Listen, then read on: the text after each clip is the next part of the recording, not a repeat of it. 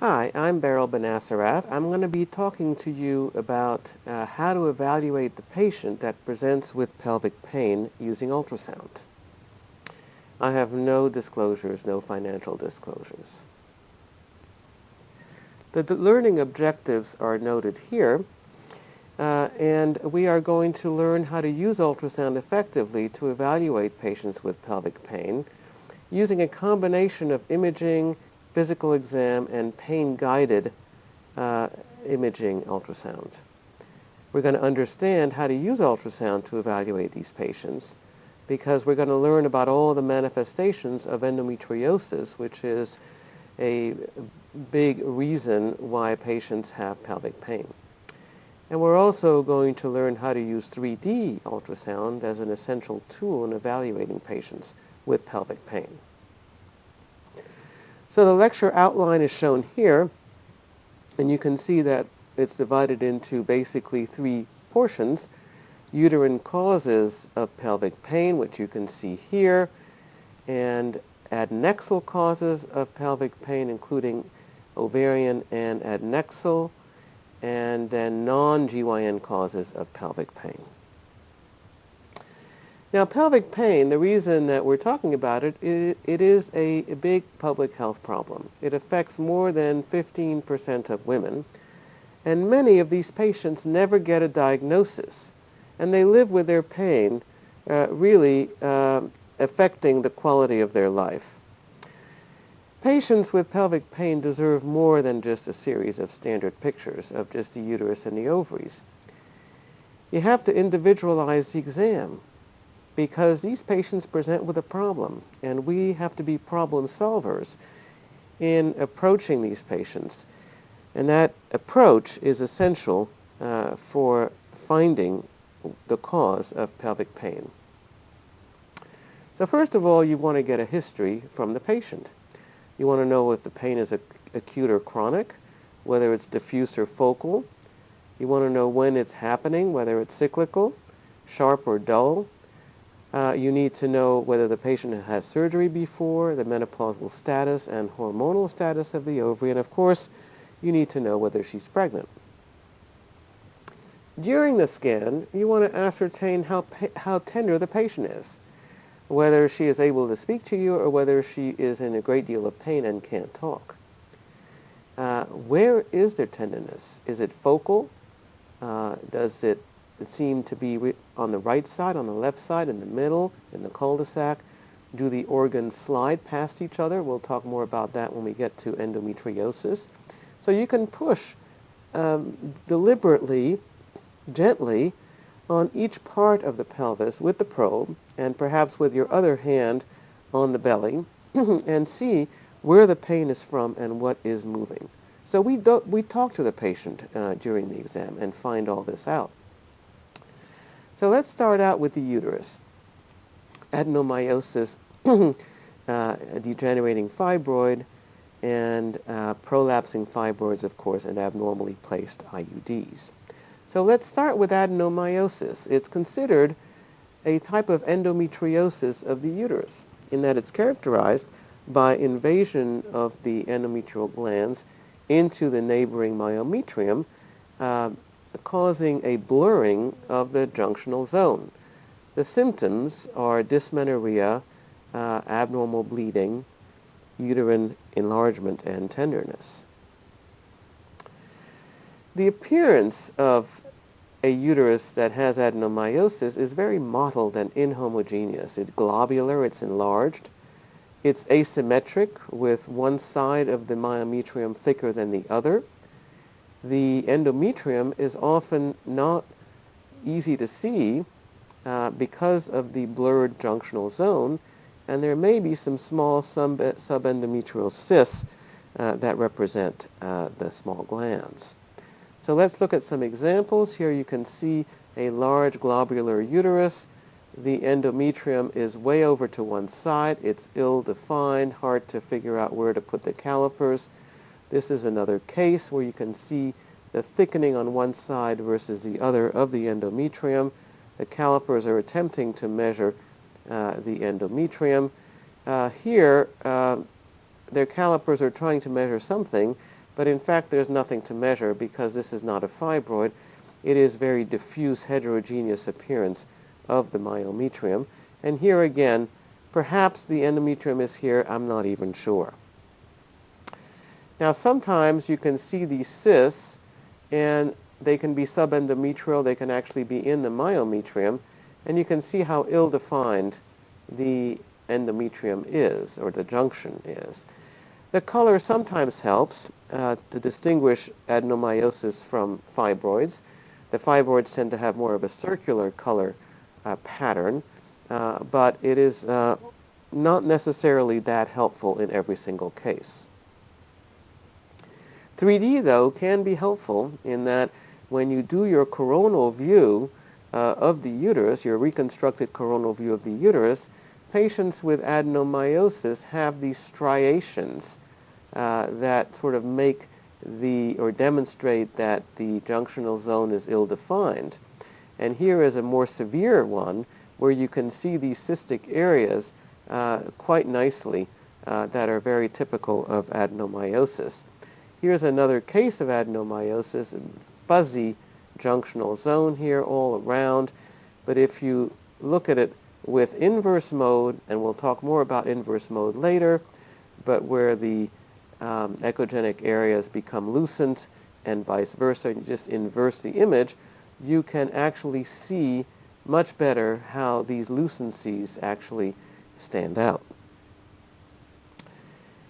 Now, here is a lesion inside the cavity. We don't know what it is. Looking at this, we don't know if it's a polyp or a fibroid. It turns out we put a little bit of saline in, and we outline this very strange rectangular shaped lesion, which turned out to be an adenomyoma. So adenomyomas are often different shape from the fibroids, is that they're more malleable as well. Now, fibroids are obviously very common, and most of the time they don't necessarily cause pain. They cause bleeding more often than they do pain. But sometimes the positioning of the fibroid can cause pain if it's pushing on something or pushing on a ureter, or if it's prolapsing, or if it's degenerating. And degenerating fibroids may be quite symptomatic. The size of the fibroid may also cause discomfort due to pressure, such as hydronephrosis. So degenerating fibroids can look quite unusual. Here are 3 different ones. This one down here is more typical. It's got a central cystic portion with a thick rind around it. You can see the shadowing, which is quite typical of fibroids. This one also has a thick rind around it, a little bit less typical, but again, if you can identify separate ovaries, this would certainly qualify as a degenerating fibroid. This one, on the other hand, I think is more difficult to diagnose because the edges are not thick. And so you might think this is adnexal rather than a fibroid. But in fact, this was proven to be a degenerating fibroid. Now, here's one that looks very, very much like an endometrioma. In fact, we thought it was an endometrioma, and it went to the operating room, and it turned out to be a degenerating fibroid. So they can really mimic other pathologies, so you have to be aware of that. Of course, here was an ovary, which could have tipped us off to the fact that this was probably part of the uterus, but difficult to tell. Now, abnormally located IUDs are often a cause of pain in the pelvis. Now that we have IUDs more often, they can cause pain and bleeding. And this one here, and you can see these best with 3D, where we reconstruct the coronal view, and you can see that the arms of the IUD are embedded in the lower uterine segment, and the shaft of the IUD is actually in the cervix. Here's another one, where again the shaft of the IUD is in the cervix. Here, one arm is completely embedded, but you can see that nothing is really up in the fundus of the uterus where the IUD should be. So here, where is the IUD? Well, the IUD certainly looks like it's in the uterus. Certainly the shaft is in the uterus, The question is, where are the arms? Well, the shaft is a little low in the uterus. It's not quite at the very top. And because the uterus is a triangle, I would worry that the arms of the IUD are embedded. And in fact, they were, but we could only see it with 3D. So here you can see the arms are embedded in the body of the uterus, well below where it should be. So some IUDs are easier to see than others. The Mirena on your left is more difficult to see because it had than the Paragard on your right. The Mirena has a lucent tail, if you will, or shaft, and there's only a couple of echogenic spots here where you can identify the arms. So it's a challenge to locate Mirena IUDs, particularly when they're not in the right place. Now these are IUDs from other countries, and you can see how they look quite different, and with 3D ultrasound you can delineate how they look and where they are quite easily. And this is the tubal coils, the eshores. You can see these are positioned right at the tubal edge here. This one is a little down further down the tube, and you can see them quite clearly on these 3D ultrasounds. So we did a study looking at the patients who came in who had IUDs. And we looked at whether or not they were embedded and what the indication for the scan was. And those that had an embedded IUD, you can see here, had a higher incidence of pain and bleeding and had a 70% incidence of coming in for the scan because of either pain or bleeding. Whereas those who had an IUD that was not embedded had a much lower incidence of pain and bleeding, and you can see that that was statistically significant. So how do we find these IUDs when they're difficult to see? Well, you can see that in this 3D volume, I've put my render box just underneath the IUD, and I've caught the shadow right here. I'm catching the shadow in both of my A and B planes, which means that my C plane will look like the IUD, but it won't be the IUD. It'll actually be the shadow. And then I can walk back looking at the shadow and then catch the actual IUD. Let me show you how that works. Here is an IUD clearly upside down. It's also larger than it should be, and that's because shadows are larger than the actual item. And so we can walk back into the Mirena IUD, which now you can see much better, and it's upside down. So when they're not in the right place, they can be very difficult to see, and the shadow can help us a lot in visualizing them. Now in this case, here was the IUD, but we couldn't tell where the arms were. We looked and looked, but the arms were really low because the IUD was upside down, looked like an anchor in this case. Now here is another IUD. That looks pretty good. So why are these IUDs not fitting? And that's because the uterus tends to be too small in many patients. And when the uterus is too small, the IUDs can't open up because the IUDs are all the same size, at least until a few years ago. So we actually did a study looking or trying to determine what is the size of the normal uterine cavity. That really hadn't been done. And we had the opportunity on 221 consecutive patients to measure the normal uterus across the fundus on the reconstructed 3D view. And the mean width of the normal uterine cavity was 29 millimeters. Turns out that it was 27 millimeters in the nulliparous patients, compared to 32 millimeters in those that had one or more pregnancies. Now, we also looked at other variables, and there was no appreciable relationship between the width of the uterine cavity and other variables such as prior C-section or patient age. So what's interesting is that the IUDs are all 32 millimeters. And clearly, as we measure the fundus of the uterus, some IUDs are just not going to fit. And secondary to this study, they came out with a skylar that is actually 28 millimeters and will fit better in the nulliparous patients. Now, it's important not to put an IUD into a septate uterus. Here's a septate uterus.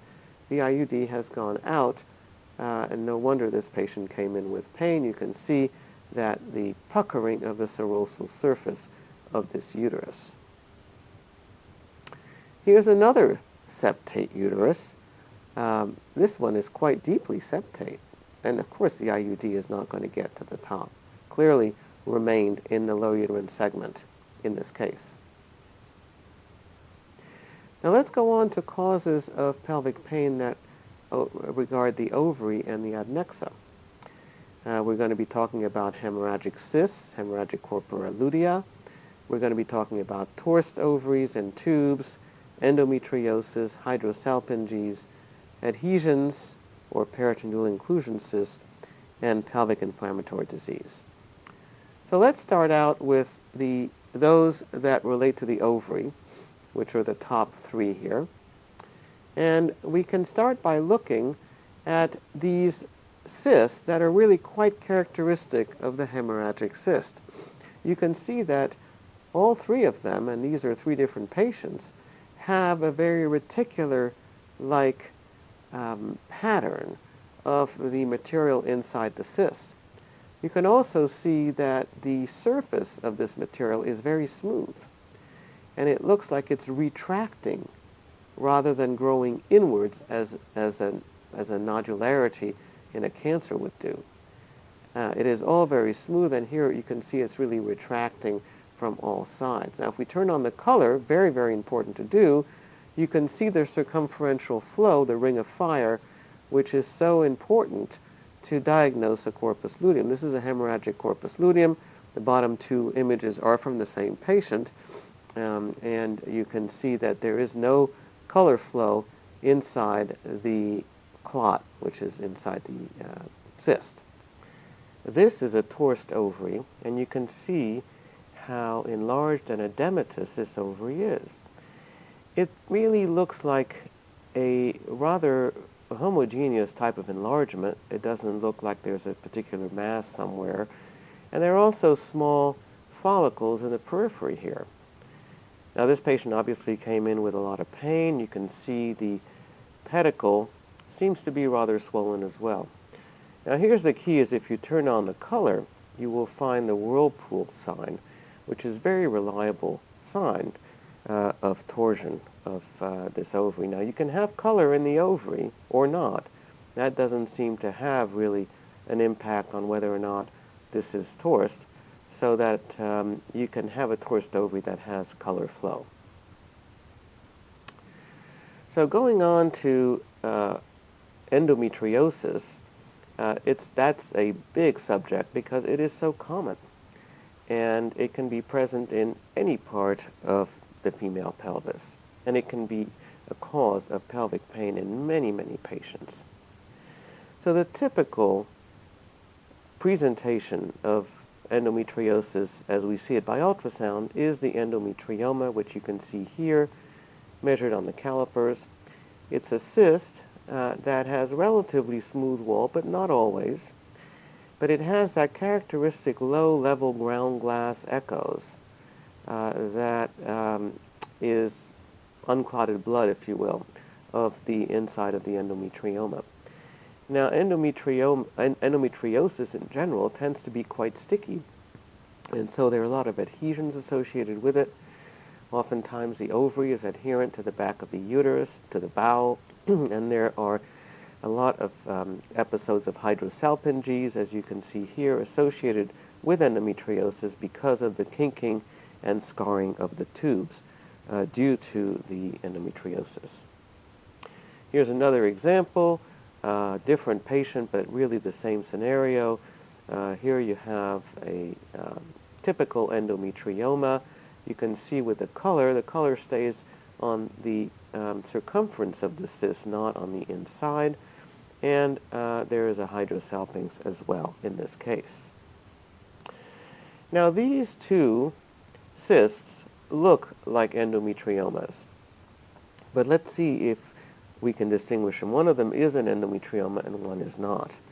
So this one, you can see as we turn on the color is obviously on the outside of the cyst, but there is no streaming of the material inside the cyst. Now, in this case, there is streaming inside the cyst. You can see that there's movement of the low-level echoes. And that usually does not happen in endometriomas. Now, I say usually, it's not 100%, but it's a very helpful sign because streaming is unusual in endometriomas, and it is very common in mucinous cyst adenomas or other types of lesions. Now, this lesion has a very coarse type of echoes throughout it. It makes you think of an endometrioma, but then you say, well, probably not because it's too coarse. And in fact, you'd be right. This is not an endometrioma. This turned out to be a struma ovarii. How about this one? This one we thought was a dermoid. This one looks solid. It has an echogenic area in it with shadowing behind it, very much like you would expect a dermoid. This went to the operating room, and it turned out to be an endometrioma with a calcified clot. So different lesions can mimic each other, and you have to understand that in trying to make these specific diagnoses. Now, there are many unusual sites for endometriosis. In fact, probably most of endometriosis occurs all over the pelvis and really does not manifest itself necessarily with an endometrioma. Here is a little implant of deep infiltrating endometriosis. You can see here in the cul-de-sac. This one has implanted in the wall of the bladder. You can see it's indenting the bladder here. It's insinuating itself between the bladder and the front of the uterus. So let's look at bladder endometriosis. These are two different cases. The one on the left is a rather smooth, fusiform lesion on the floor of the bladder, which is very typical of endometriosis. If you turn on the color on these lesions, there is some color, but not much, and that's usually what we see. Now, this one looks a little bit more aggressive in that it's a little bit more seems to extend a little bit further in the wall here and even into the serosa of the uterus. Hard to tell because everything is fused together here and stuck together. These patients obviously have pain in urinating, and these are two cases of fairly extensive bladder wall endometriosis. Now, here's a 24-year-old, and these can be quite young, these patients with really extensive stage 4 endometriosis. The tube here is very dilated. This is a tubular solid mass. Really nothing specific about it. You really can't tell what it is just looking at it. But if you look around at the rest of the pelvis, you'll see here in the uterosacral ligament region that there is a solid lesion here and maybe some other areas here and there that are evidence of deep infiltrating endometriosis, and so that really fits in with a diagnosis of extensive tubal and pelvic endometriosis. Now, this patient came in with right lower quadrant pain, and this was the region of the appendix, and this was actually endometriosis implant on the appendix. Obviously, we thought it was acute appendicitis, which is very similar to this other case on the right, which is actually a case of acute appendicitis. But you can see that the endometriosis can involve the appendix as well. Now, if you look at this case here, when I run the clip, you'll see that here we are in the posterior fornix, and this is the back of the cervix right here. This is the rectosigmoid. This is the lumen or serosa, mucosa right here, rather.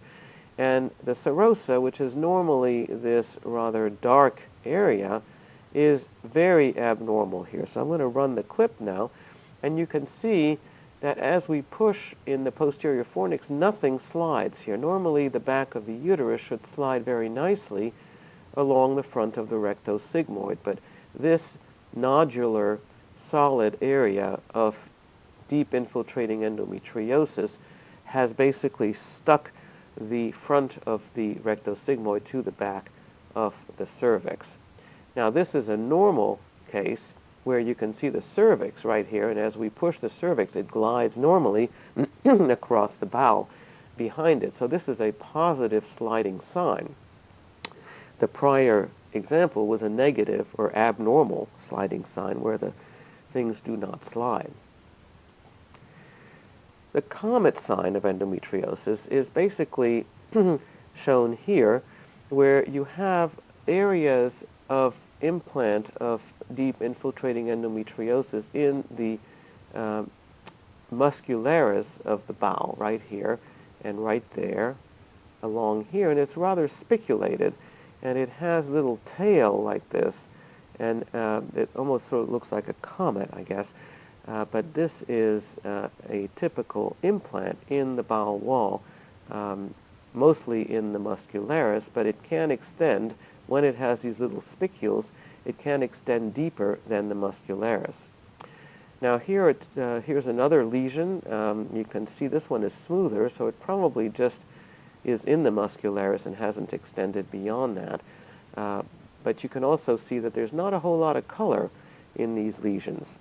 Now here's another two lesions. This is one showing the bowel wall in cross-section. So here you have the mucosa right here, and this is the muscularis on the outside, and you can see that it is completely adherent to, in the cul-de-sac, to the back of the cervix. This one, on the other hand, is a little implant which is also sort of freezing the pelvis, where everything is going to be stuck together. So endometriosis is very sticky, particularly when it occurs like this in the cul-de-sac. Here is another example of the deep infiltrating endometriosis, where you can see that there's sort of a fan-like appearance right there as you come to the end of the clip. And this is probably an area where it has infiltrated a little more than just the muscularis.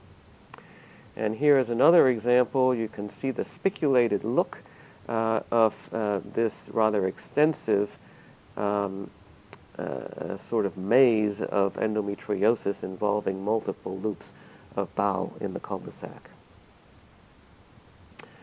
So deep infiltrating endometriosis in the cul-de-sac is quite characteristic. It occurs at the top of the rectovaginal septum, and you can see it really best from the posterior fornix using a rather near view setting, because here we're only just a couple of centimeters deep. And this is an example of the mucosa here. This is the normal muscularis back here, and this is the nodular muscularis, which is involved with deep infiltrating endometriosis. And this is another lesion, and the whole thing is just plastered up against the back of the fornix and rectovaginal septum, as well as the cervix right here. This is a transverse view showing this lesion right here is the same as this lesion right there in cross-section, and then here you see one of the nodularities, and you can see how everything is sort of cascaded and stuck together, whereas the cervix really ends here. So all of this is all implants of endometriosis. This one, different patient, shows more of a spiculated look, which is thought to be some further invasion into the region of the mucosa. And you can do a 3D volume, and when you have the volume, you can then view it in all sorts of different ways, display it as a tomographic set of cuts, just like a CT or an MR would look like. And here you can see these nodules along the wall, and the coloring of the image can actually sometimes show more detail to the eye than the black and white. So ultrasound is really quite accurate in detecting deep infiltrating endometriosis. As early as 2004, there were studies coming out showing that the sensitivity and specificity for detecting this kind of disease was almost 80% and 95%. And the sensitivity was best for intestinal and bladder disease. Obviously, those are closest to the probe, and probably less accurate for some deeper disease, such as a uterosacral ligament. This was a study in 2011 looking at 10 prospective studies of more than 11,000 patients. And you can see that the sensitivity and specificity right here is quite high looking at these 10 prospective studies, and the accuracy is good. The likelihood ratio is very high, 30, and the negative likelihood ratio is also excellent.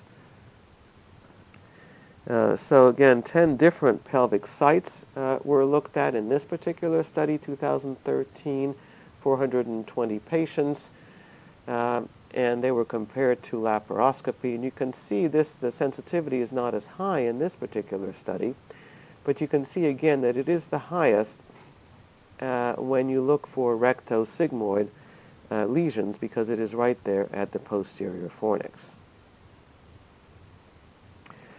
Now, very recently, Guerriero looked at 19 studies in a very large exercise looking at 2,669 patients, and found that the sensitivity of ultrasound for detecting deep endometriosis was 91% and the specificity 98%. And you can see a very, very good likelihood ratios, positive and negative. So there's really a lot of evidence that if you look carefully at the area right behind the posterior fornix, right at the outer edge of the posterior lip of the cervix, where the rectosigmoid should lie nicely along the back, you can see these nodularities that are so characteristic. And then, of course, these patients usually have a lot of pain, and you can actually discover the pain that they have as you probe very gently in that area, and they will react when you actually come to the area of endometriosis, because they will tell you that that's where it hurts.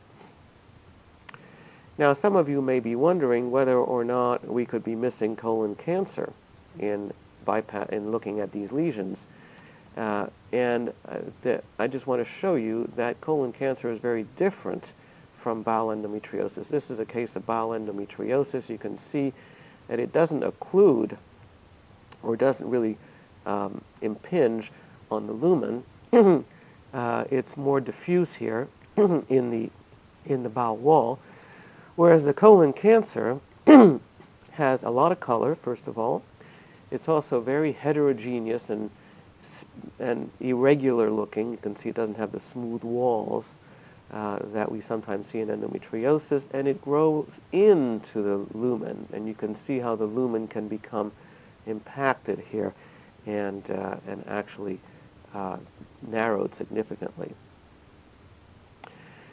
Now, until recently, MRI was really the gold standard for endometriosis, but if you compare ultrasound, the way that we've been showing it, with MRI, you can see that the sensitivity and specificity for transvaginal ultrasound is really, really good, and almost better, certainly no worse than MRI. If you compare the sensitivity 98% to 83% for the rectosigmoid endometriosis. So really, ultrasound is the go-to method for evaluating patients suspected of having deep infiltrating endometriosis. Well, the deep implants of endometriosis, even though they can be small, tend to be the areas where endometriosis can be the most tender and the most painful.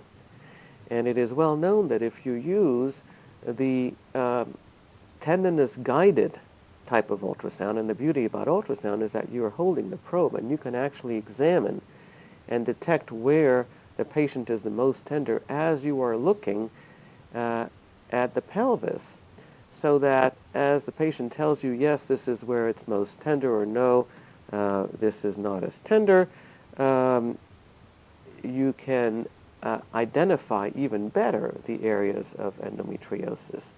And so the tenderness-guided ultrasound is really very accurate, and it's something that MRI can't do because you can't examine transvaginally with an MRI machine, at least at this time. Let's talk about the adnexa. We have outside of the ovary, of course, we have hydrosalpinx, adhesions, tubo-ovarian abscess, and we are not going to talk about ectopic pregnancy since that is being covered by a different lecture. So is this an ovarian cyst? This looks like a complex septate ovarian cyst. But in fact, you don't know because you're given a single slice and you have no idea if you were taking a volume of this, how these septations would be aligned.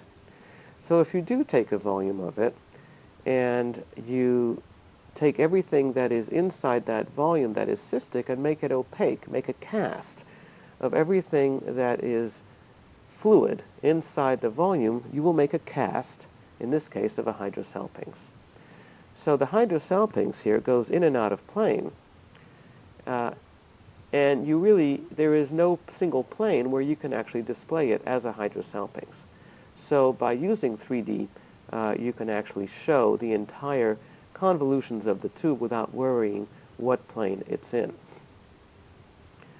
So here's another example. This one is much more obviously a hydrosalpinx in 2D, but you can see how the technology has evolved in allowing us to actually visualize the entire tube no matter what orientation or plane it comes in and out of. Here are two others. The one on top is harder to diagnose, the hydrosalpinx on 2D, and the one on the bottom, you can suspect it on this one 2D picture, but it is so much easier to use your 3D capabilities to prove that you're dealing with a hydrosalpinx. Now here's a patient who also came in with pain, and you can see that the pelvis is filled with fluid, and the fluid is insinuating itself in the nooks and crannies of the pelvis. Doesn't seem to have a capsule really. Does have some fine septations, but these look like adhesions. They look like very fine adhesions. Now you might wonder what this is here. This looks like a solid area. So let's move our probe down and see what this is, and you can see that it's an ovary. And this ovary is trapped in a peritoneal inclusion cyst, and that is often the case that adhesions will trap an ovary and fluid collections, loculated fluid, will appear in between the adhesions and give the impression of a cyst. But this is really a peritoneal inclusion cyst or a set of adhesions with loculated fluid. Now here's a very ugly dilated tube. You can see it's thickened. There's a little bit of fluid around the tube. There's fluid here around the outside of the tube. Here's a cross-section of the tube. There's color, abundant color. Now I'll give you a hint. This patient is very sick, has a high fever, a high white count. This is a tubo-ovarian abscess. Now, if I told you that this patient was not sick at all, but she was pregnant, you might consider an ectopic pregnancy. So it's very important to know the clinical setting that you're dealing with so that you can make the correct diagnosis. Here's a patient that came in, a young patient who had focal pain. And the tenderness-guided ultrasound led me to this rather dilated, swollen tube. And that's where her pain was. And this turned out to be salpingitis. Now, here is a patient who did have a positive pregnancy test. And you can see her tube looks quite similar to the one that was PID. But in this case, she has a positive pregnancy test. So this is presumably a hematosalpinx, and there's some echogenic fluid, which is blood. This patient has bled quite a bit. In fact, this layering of the solid material behind the uterus is clot. The clot has filled the cul-de-sac here. So this is a ruptured ectopic pregnancy. So just to finish up, there are non-GYN causes of pelvic pain. Remember, other things live in the pelvis other than the uterus, ovaries, and tubes. And we have to consider some of these other diagnoses: ureteral stones, cystitis, irritable bowel syndrome, diverticulitis, inflammatory bowel disease, adhesions, and so forth. Let's look at a few examples of some of these. This is a kidney with a dilated collecting system, hydronephrosis, in a patient who had flank pain. And rather than get a CT scan, you can see the stone very nicely transvaginally. Here's the lower aspect of the ureter, and there's the bladder, and right at the uretero-bladder junction is a stone with shadowing. And you can sometimes see, well, actually, if you were to see this in real time, you would be able to see the peristalsis of the ureter directly above that. The ureter is trying to pass this stone. Here is another loop of bowel similar to the ones we've seen, but actually not that similar, because the thickened wall here, which is on one side, is not nodular. It's rather smooth, and it continues on the length of that whole bowel loop, and this turns out to be Crohn's disease. Now here's somebody who was having pelvic pain, but you have to realize that sometimes the pelvic pain is superficial. It's not always deep, and this patient had had a cesarean section, was having pain, and this was a hernia, and you can see the bowel is coming through the little hole in the anterior abdominal wall in this hernia. So keep in mind that you really have to look at everywhere when the patient has pain, not just deep using your transvaginal approach.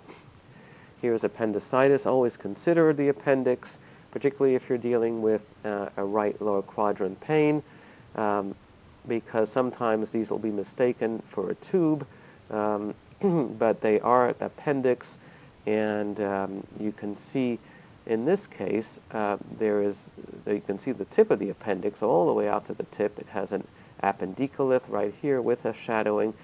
But the key here is the echogenicity of the fat right here. Very, very echogenic, and you can see that is different from what we usually see in ovarian and uterine lesions. This is the fat surrounding bowel, which when it becomes inflamed has that very echogenic sort of cotton candy appearance to it.